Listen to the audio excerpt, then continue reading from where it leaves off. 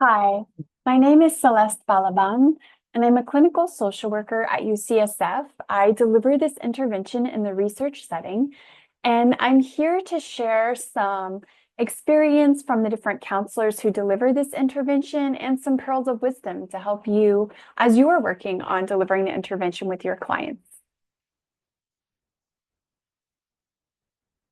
All right, so I'm going to start with the role of a counselor in this intervention. The counselor really works as it's a little different than traditional therapy, as we talked about in the first in module 2, where we describe because the sessions are 20 to 30-minute sessions, they're more brief, it's using telehealth. And so it makes this intervention unique in that way.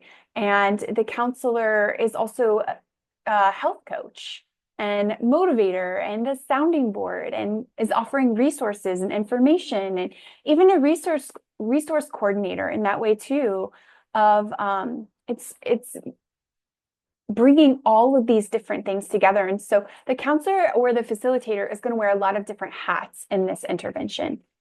And so because of that, having some different phrases ahead of time that you want to say and the ways that you may want to say them can be really helpful for when you're delivering the intervention with your client in the moment. Especially in the beginning, I had some of these on my on this side area, this little sideboard sticky note that I had that I could refer back to so that I had some specific ways of connecting with the participant, making sure that I had some language that was participant centered, that stayed curious, that put them at the center. And that was just really thoughtful in the way that I move forward. And sometimes if I'm a little nervous at the beginning, or maybe they're a little nervous too, it can be really helpful and key to have some of these already in your back pocket that you can pull out and say to really get that conversation going to help create that supportive and affirmative space for them. And here are some really helpful examples that we use. Some of them are like, those are tough issues for anyone to handle, but you have what it takes. So just validating them and even giving an example if they, of something they shared. Oh, you shared this, that you were able to do this. And, how can this support you in this situation? How can that thing that you already accomplished help support you right now and here in this situation? And when they share insight, just even validating that and highlighting that and saying, hey, you're really insightful and seem to know yourself based on this. And how is that helping you in life? Or how could that help you in this situation? As well as having this collaborative language where it's like, let's talk through this together, see if we can find some options. A lot of times they know different options that are possible or things they've tried or haven't tried. And so maintaining that curiosity and walking through it together, asking permission, asking if they're open to suggestions about things that might work, things that have worked in the past. If you're offering language and psychoeducation as an educator, asking what would be most helpful to focus on for that moment, or if they're open to learning more about the topic. And that's a great chance. Sometimes they're like, oh, actually, I'm really interested in this thing, or it can really, putting them in the center can also help create some rapport that you're working on, that you're establishing with them. That we'll also talk a little bit about more in just a moment. Also, when sharing information, I really like this phrase here. Sometimes people I work with experience this particular thing. Does that sound familiar based on your experience? And giving them a chance, acknowledging that this is common and normalizing, while at the same time, checking in if that's true for them and not assuming that it is because of their experience. Those things can go a really long way. And establishing rapport, sharing your own role, and clarifying those things. And then as a research coordinator and as you're offering resources, making sure that you're asking that permission again, just emphasizing that. And sharing that in a variety of different ways, saying, I have information about this. Do you have interest in learning more? Would you like their contact information? Or, hey, let's get you access to the kind of support you need. I have, some interesting resources on these particular areas. What do you think would help you the most, or what are you most interested in hearing more about?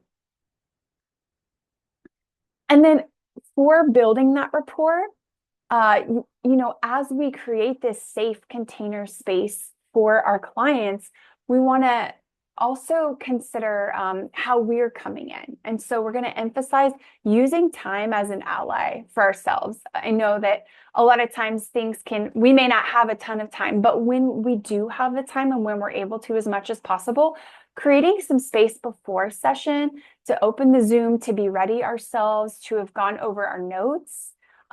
Maybe even having the outline, like we have a little pocket guide for core and menu sessions that hits just the main points. So you can have that open as well, of just something that you can refer back to keep you on track, and just having all those things ready. I also like to read over my notes that I've already taken from the last time, if I've met with them before, to just give me an idea of where we may want to go, or priority topics, things we talked about that may want to be continued, so that I'm ready to go when we're having our sessions. I feel prepared, I feel confident, and as I bring my confidence into that space, then I'm able to also create that space for them.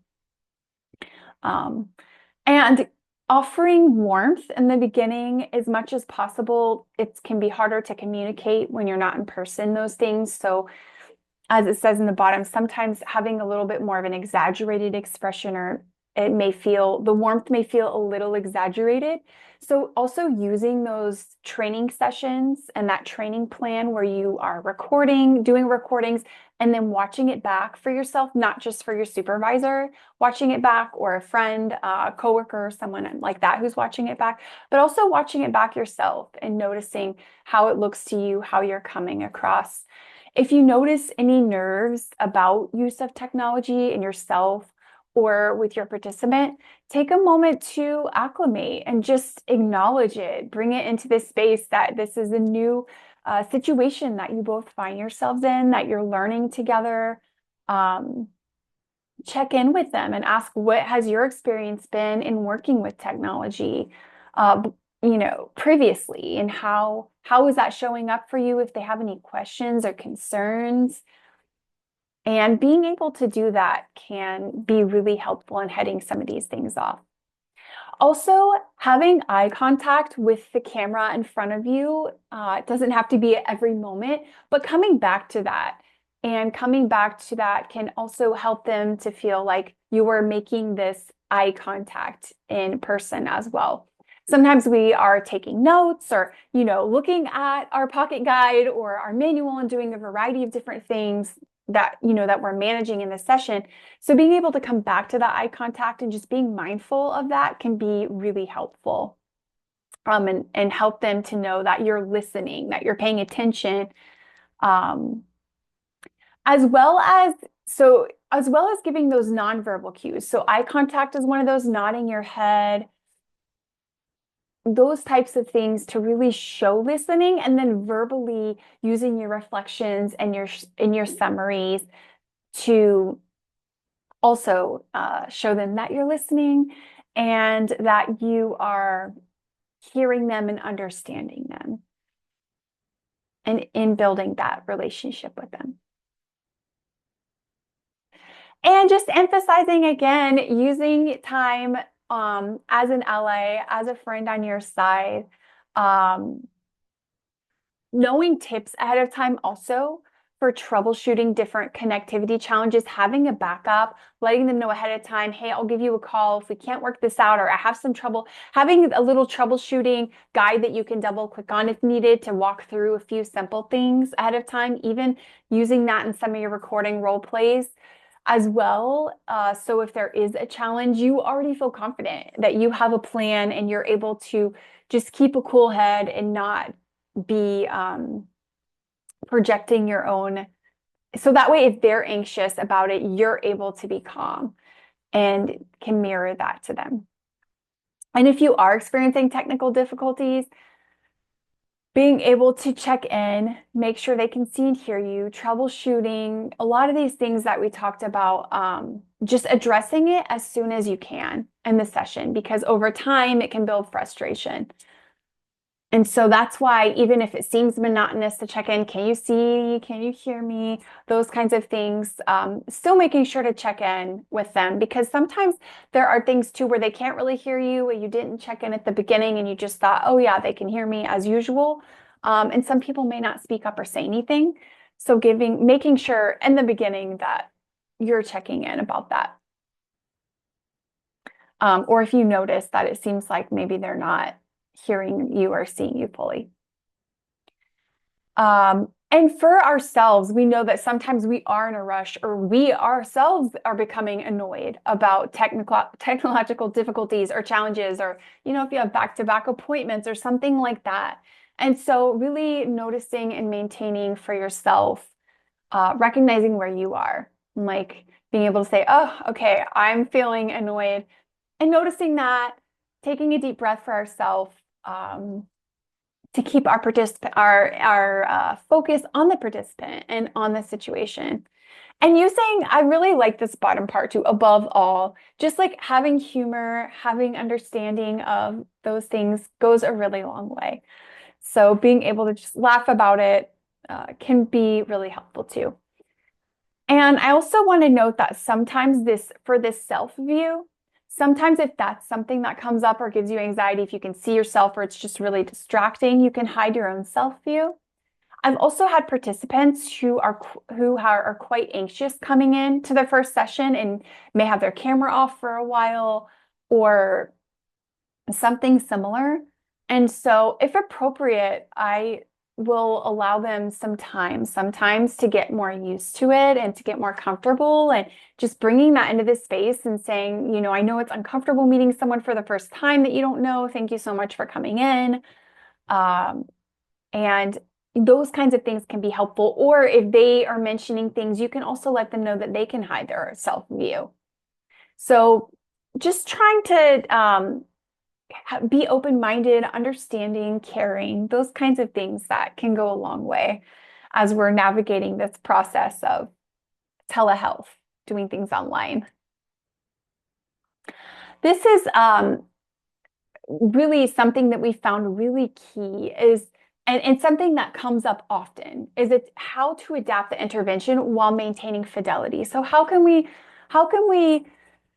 participants are coming in, we're on video sessions, participants are coming in with all kinds of different life circumstances or things, trying to find a private space, all the different pieces that can happen, having a variety of things going on in their life. And yet there's a certain structure that we're trying to follow. So really thinking about using that pocket guide as a way to have that outline of the different steps that we're following and that structure for us, while also tailoring the individual information for the participant within that. And recognizing, like it says here in this first bullet, all roads lead to a conversation about health and well-being. So they may really want to talk about how they're going into the gym and they're working out and they're getting in shape. And that may be what they want to talk about. Or they may want to talk about, I had someone the other day really want to talk about washing their face and their skincare routine.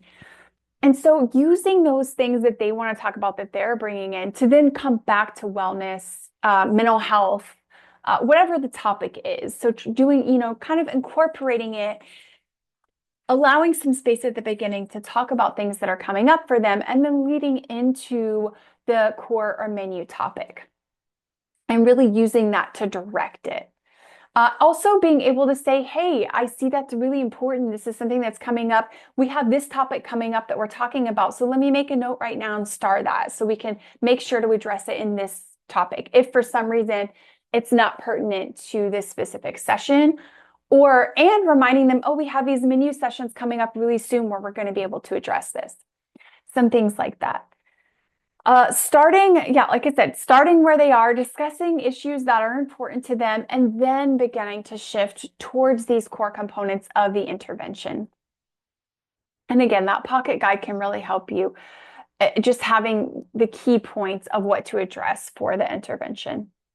Also, being able to draw those connections between what they want to discuss and their mental health or substance use. So again, if they're talking about their gym goals, being able to notice, oh, I see that your health is really important to you. And let's talk about, what's going well in managing, if it's an HIV care session, what's going well in managing your health care? How about your HIV care? What's challenging? How is this going?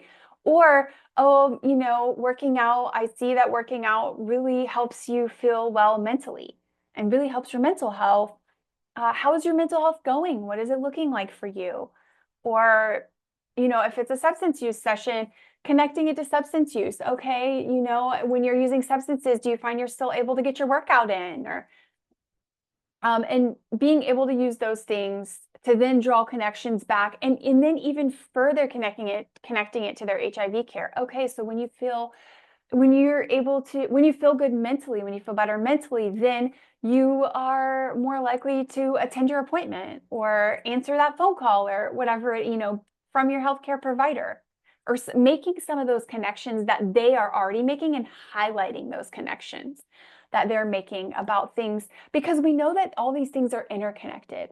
So really taking the time to highlight those connections and not putting each thing in their individual boxes, but explicitly and compassionately making those connections for them is really key in maintaining the fidelity and bringing the focus back to things that are to focus areas, to things that are getting in their way, to problem solving, to goals, to building motivation and values and things that they care about, using those things they care about to drive the conversation. And there may be really trying to address each key component in the session, at least, even if it's just brief. So if they have a lot of motivation for addressing something, like they really want to get into therapy and it's a mental health session, then you may not spend as much time building motivation. You might just do a confidence ruler and spend a few minutes on that.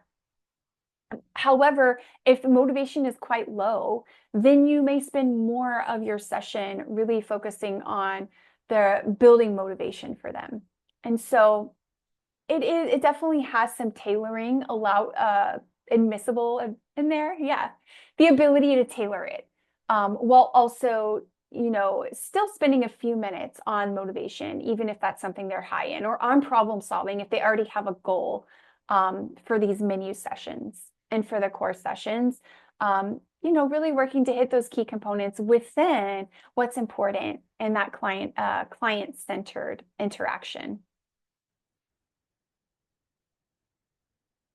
Also, some things that are really helpful that we've found in using your supervision time, because that supervision time is really helpful in figuring, in getting that feedback for how to grow, how to make the interactions and the counseling sessions most helpful for your clients and for their growth and for you.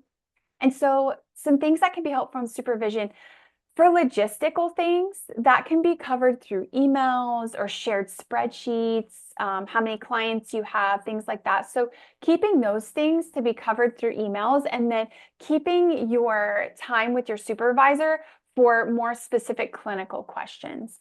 Also highlighting things in your notes that come up that you have questions on, and making a habit of that can be really helpful so that you can come back to those specific highlighted portions in your supervision sessions in advance. I also like to go through and do a case presentation where I'm highlighting specific cases where I have questions that may be a little more challenging that I'd like more feedback on. And doing that ahead of time can then help direct our sessions to be the most helpful and to get the most support out of it. Okay, and then also, if anything is not making sense, just checking in about those things, asking for clarification. And giving your supervisor feedback as well is great. I know a lot of them really appreciate that. Like, these specific things, it's really helpful when we talk about these things or focus on these things in sessions. Or could I have a little more information? Could you give me a little more guidance on this? So really thinking about, and your learning style, if you're visual, maybe you guys can share screens and you can use some visuals to help support you in the intervention, or maybe doing some role playing with your supervisor is really helpful for certain situations. So being able to communicate what it is that's most helpful for you to your supervisor, and using that time of supervision to really be an instrument for your growth. And lastly, assessing and managing behaviors associated with HIV. And so really noticing in these sessions and noting safety issues.